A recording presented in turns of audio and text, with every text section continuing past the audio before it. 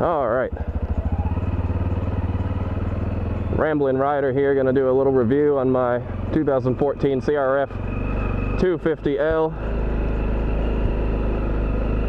And a little background on me. This is my first bike.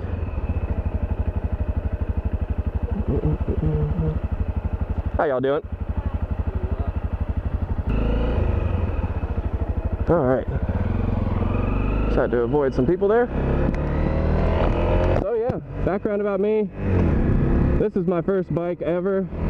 I did about 6 months of intense internet research before pulling the trigger. And, you know, to most people, the CRF250L that don't know about bikes, me included, it looks just like a dirt bike. It looks like a dirt bike that has lights and is street legal. That's what I thought it would be anyways. After a little more research, I realized that although it looks like a dirt bike, it is really about as true as a dual sport as you can get. Meaning, you can go off-road, you can go on-road, just about as well. It actually has the CBR 250 motor in it that's been sort of tweaked and ruggedized, as I understand it. So it is a 1 down, 5 up, 6 gear dual sport bike. Since I'm a new rider, as I mentioned, only have 1,600 miles of experience total, I wanted to do a review as a new rider, and I realized for the experienced riders it might, you know, not make as much sense. I might be worried about stuff that I don't need to worry about, but that being said, let me give you some of my newbie observations of the cons. Jesus Christ, traffic jam in the wildlife refuge. So, the cons. First one that I see most people mention, although I haven't experienced it too much myself, is the suspension. It's adjustable, but only barely, basically does nothing. So essentially it's unadjustable suspension, and I've heard it's a little bit soft for avid dirt bike riders. Now, I can't speak much to that because I haven't done much aggressive dirt bike riding, but that's what the general consensus seems to be. Another con, there are some other options with much shorter seats that you can get. This one's a little bit tall for if you're under 6 feet tall, I have heard. I am 6'1", so I don't have the issue. Alright, I'm about to pass these folks because I can't wait all day to view some damn scenery. Gonna do some maneuvering, get in front of the line while I review the bike. Alright, so another con is the seat. The seat is extremely hard when you first get it. So that was one of the first things I did, was upgrade the seat to a Corbin, a very nice leather couch seat.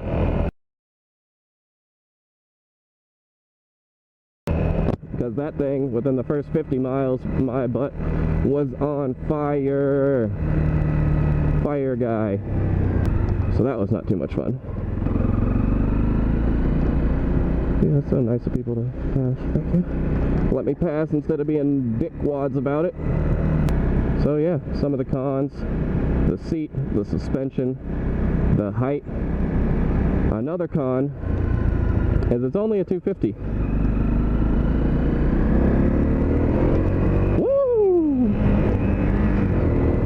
It's only a 250, so low speed maneuvering is what it excels at. High speed doesn't even really exist with this bike. The top speed, as I mentioned, is about 82 miles per hour, and you have to be tucked and shifting perfectly to hit 82. Usually I'll get to about 75-ish. So that's one of my main cons. Although the pro side of that is that as a new rider, you'll find yourself not getting into a lot of trouble when you can't go too fast, very fast, i.e. the acceleration's a little slower compared to a sports bike also. So that's a plus, that you won't find yourself doing 100 before you realize. You will never find yourself doing 100 on this bike, actually. It comes with some nice 50/50 tires, which will get you just about anywhere.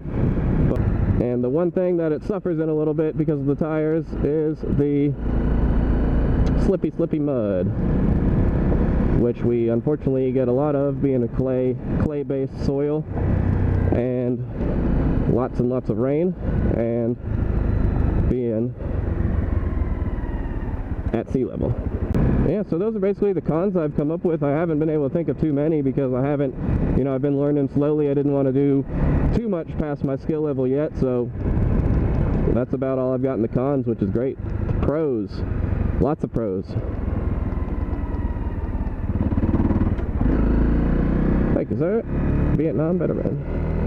We appreciate your service. And I also appreciate getting out of the way. Alright, so the pros, as I mentioned briefly, is the number one reason why I got this bike is because it can be taken anywhere.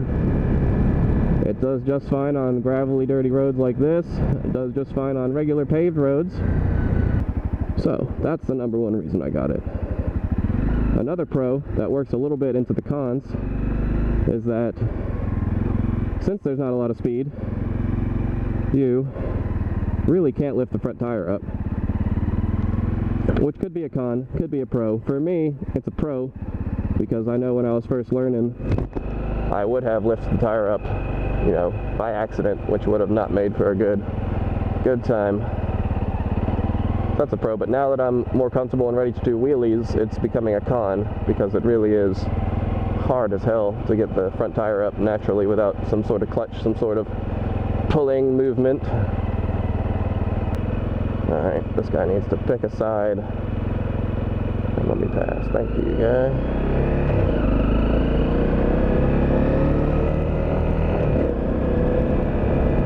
Alright, we are front of the pack now. Finally, got some open road. Don't have to look at the back of cars anymore. Hope that wasn't too bad. Hope you got some peripheral wildlife also. Alright, another pro is it's pretty light for a first motorcycle. 320-ish pounds. For a dirt bike, it's actually a little heavy. But for a first motorcycle, it's on the lighter spectrum, which I like. It makes it easier if you have a little balance issue and fumble the bike and have to put your leg out to stop it from falling over. That's happened a few times, and I successfully stopped it from falling over. Let's shoot past these folks real quick.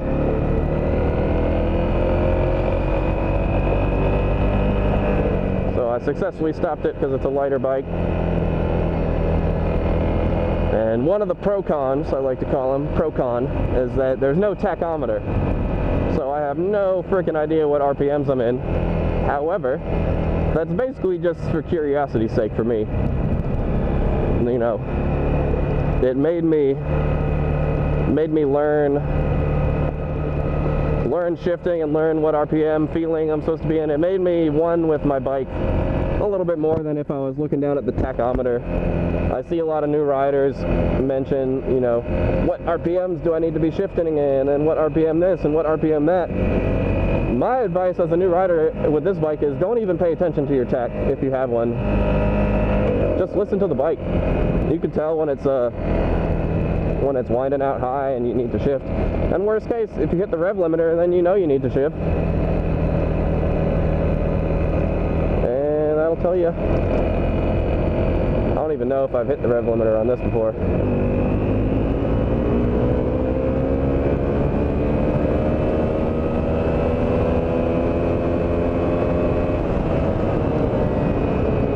See, that was all in second gear, got up to 60 miles an hour or some shit. No rev limiter. So you have some wiggle room. There's no exact time that you need to shift, in my opinion. You can feel in the bike when you're supposed to shift. I guess you just have to be riding to figure it out. It's hard to explain even after riding for 1,500 miles. So it's very hard to explain. Alright, so we got to the end of the wildlife refuge and took a loop around to do it again. Just wanted to wrap up my review video and let you know that in my opinion this is the absolute perfect bike to learn on. Pros, like I said, it's light, you can't drop it very easily, it goes anywhere, take on some gravel roads and some dirt roads and some sand paths and some trails and some streets and everything in between very well.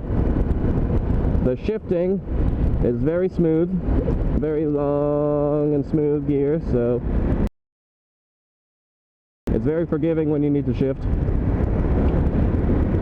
And some of the cons that I saw but didn't have an experience myself is the loose suspension and the shitty stock seat and the slightly lacking power of the 250, and that's about it, man. Looking forward to giving you another review when I learn a little bit more about riding and more about bikes in general. You can speak a little bit more on the bike and do a little better review, but I hope that was somewhat interesting. If you've been looking at the bike, if you're a new rider, feel free to comment on questions that you might have about what bikes you're looking at. I spent so much time researching, like I mentioned, that I'm hoping I could help you out. And yeah, hope you enjoyed the little review video around the Savannah Wildlife Refuge words, and we will catch you in the next one. Please subscribe if you haven't already, I appreciate it. And looking forward to making more videos for you. I hope the mic's working a little better. Let me know what you think about the audio quality and the new video mount, the new video angle, and I will appreciate it. Try to comment back too. Y'all enjoy the day. Peace out, y'all. Take it easy.